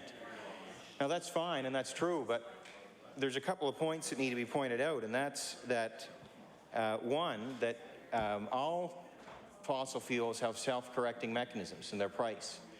As the price rises, demand drops off, and the price has to drop. Now, the world is using more and more fossil fuels, but when you think of wind energy, just as one example, as being 2.5 times as expensive, it's going to take a lot of inflation for coal to have to catch up with wind. So, and you know, I found it interesting too that the members today were blaming past governments for not taking action to guard against the price increases of fossil fuels. And it's an interesting point. But when you consider what's happening now in our province, where we have our pulp mills on the brink of extinction, makes you wonder, what if we moved more aggressively in the past towards these renewable energy targets that they're talking about today?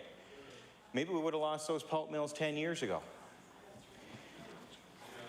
So, Mr. Speaker, another fact I want to put on the table here is about, you know, is the government's energy policy really impacting power rates?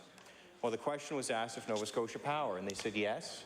25% of the upcoming rate increases are due to government energy policy. So that is policy that can be changed. And I think of another announcement that was greeted with great warmth in this legislature was the Churchill Falls project, which is supposed to help with more renewable energy.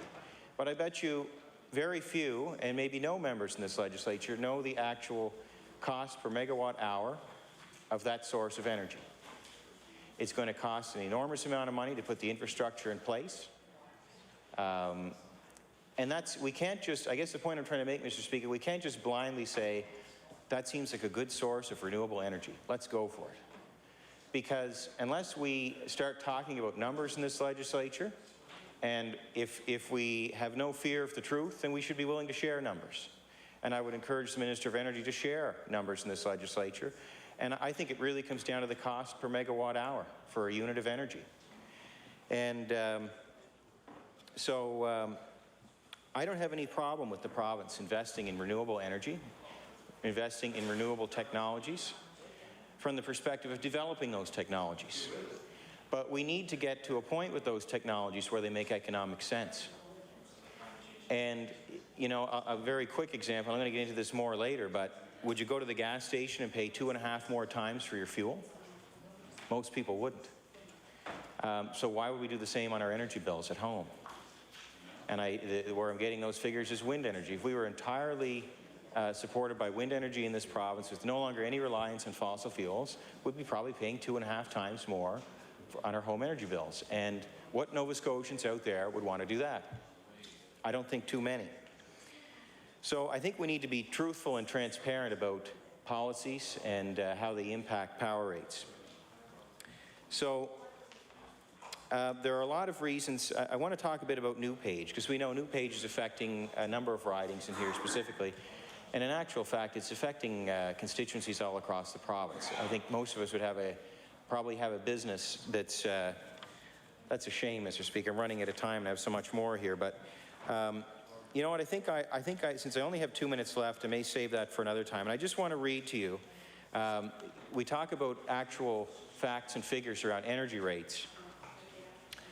I have a contact in the energy industry, and I was speaking with him the other day, and I was trying to determine what is the cost per megawatt hour to generate electricity in this province. We see coal, which is much loathed for its environmental consequences, but coal is cost per megawatt hour is $50. Wind is between 100 to 150, so it's 2 to 3 times more expensive. Tidal, they hope, is in the neighborhood of $150 per megawatt hour. That's only hopefully, because we're not there with it yet. We look at natural gas, that's between $20 and $100 per megawatt hour. It's volatile though, because the price changes a lot. Crude oil is obviously volatile as well. We see that at our gas pump. That's about $100 per megawatt hour. And if we look at solar, I've heard estimates up to $800 per megawatt hour.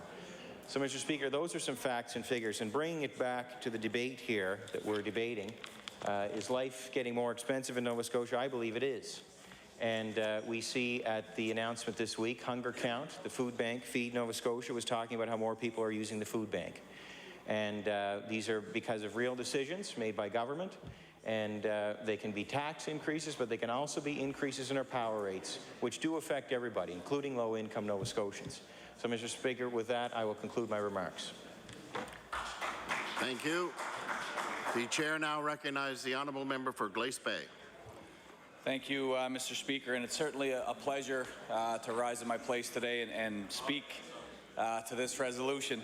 And I do want to quickly address one of the statements from the members opposite with respect to the previous governments. And the member oftentimes will suggest that, well, it's the Liberals and it's the Tories and it's your fault and you're the reason we're in this mess. And the reality is, if the member would like to think that, that's fine.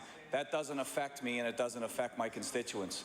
I'm here now. My constituents are basing me and judging me based on what I do right now. These 8 minutes will matter for the people of Glace Bay.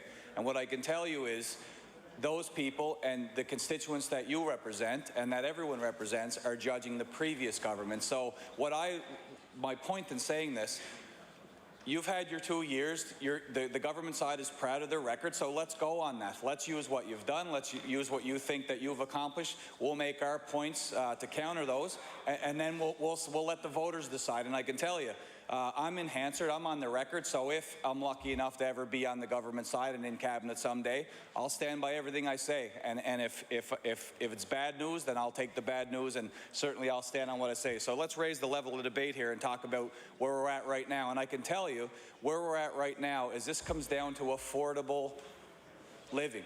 It's what people can afford, and I know it doesn't matter if you're in Metro, if you're in Guysborough, if you're in Cape Breton, if you're in Yarmouth. Wherever you're at in this province, people are struggling to make ends meet. Every one of us represents many of those people who are struggling, and I know you've all heard the same statement.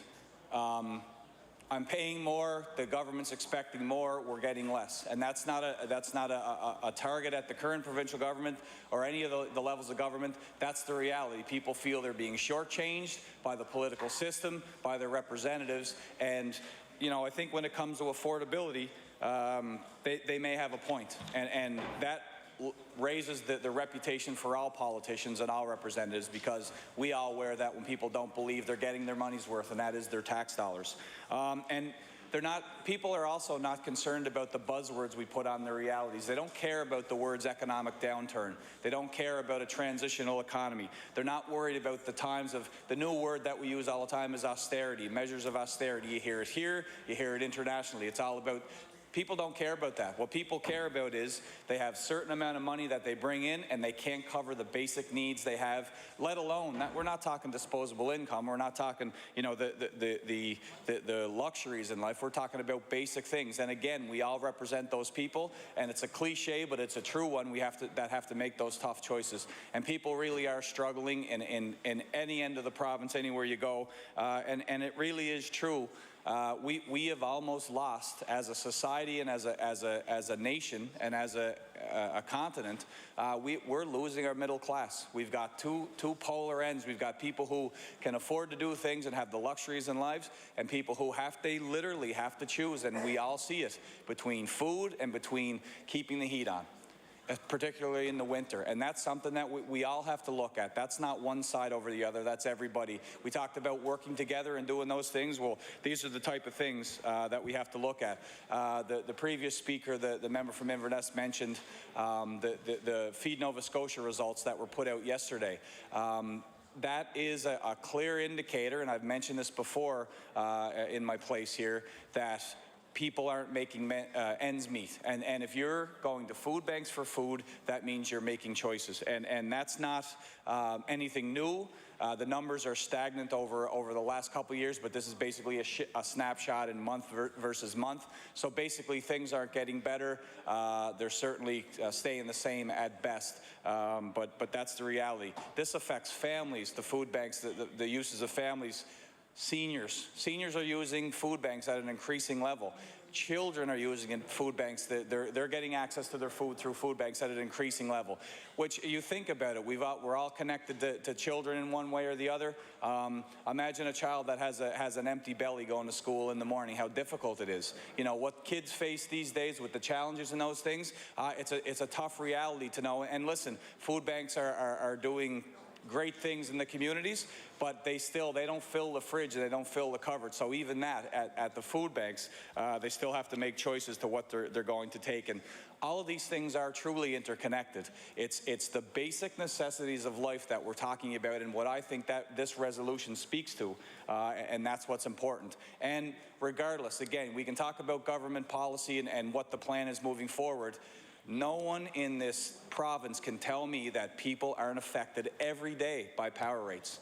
They are, and it doesn't matter, you know, what your feeling is. They're affected by this.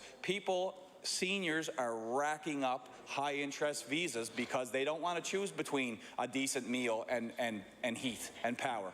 So they use their Visa cards, thinking, you know, they're on a fixed income. Where are they getting those extra dollars to pay it? The reality is they're not, but who cares? Because it's February and you've got $400 in your overdraft or $400 left on a credit card. I'd fill the oil tank too. I'd pay the light bill and the heat bill too. So, you know, there are choices people are making. The taxes do affect us. They affect us at the very grassroots level of all our communities, and it hurts. And as we talked about many times, as mentioned in the House today, that basket of food, that index continues to rise for consumer prices. They affect taxes. They're affected by taxes. The fuel costs, of course, are rising and hurting people all the time.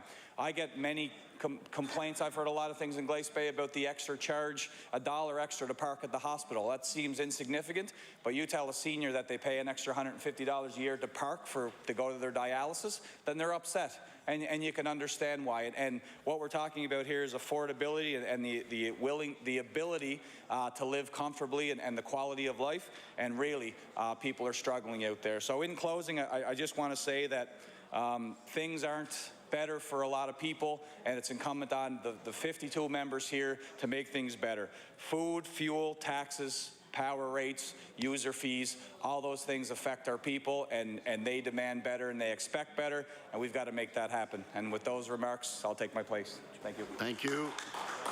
The chair recognizes the Honourable House Leader for the official opposition.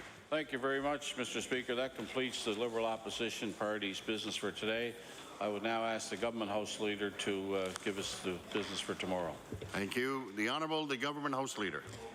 Thank you, Mr. Speaker. Mr. Speaker, after the daily routine, we will be calling Resolution 1846, Bill 657273. I wish you to now rise, Speaker, to meet from the hours of 2 p.m. to 6 p.m. tomorrow. The motion before the House is that we now rise and meet again tomorrow between the hours of 2 and 6 p.m. You've heard the motion. Are you ready for the question? All in favor? Against? The motion is carried. We are now at the moment of interruption. Tonight, the adjournment debate is submitted by the Honourable MLA for Guysborough Sheet Harbour.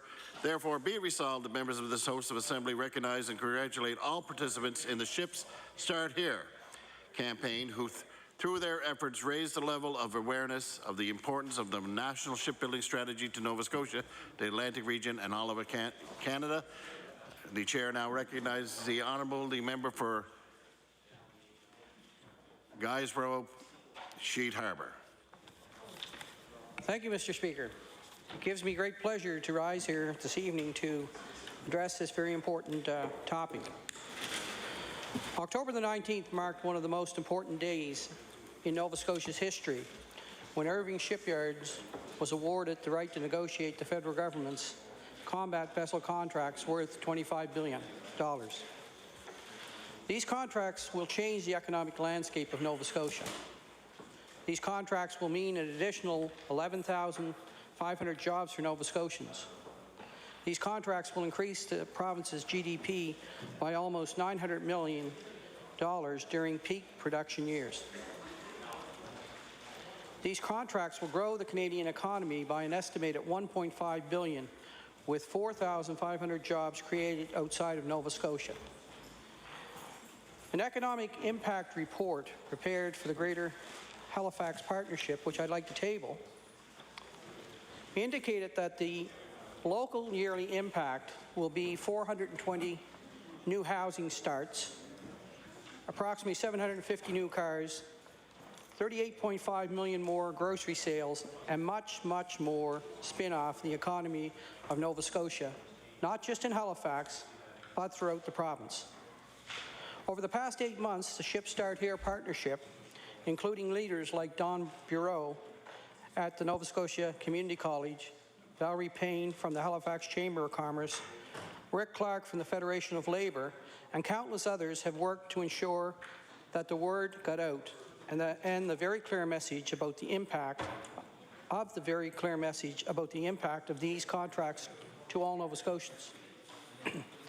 And individual small areas of Nova Scotia and all across Canada posted Ship Start Here signs on their lawns, painted Ship Start Here messages in their shop windows, liked the Ship Start Here Facebook page, used the tagline, embedded the icon, played and posted the video, all participating in the vision of a more prosperous economy in Nova Scotia, a place where our kids can stay and find work or come home with their kids, our grandkids.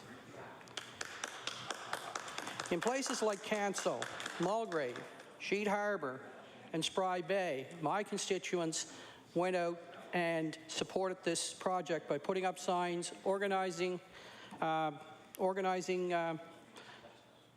events to basically support and to create a positive atmosphere.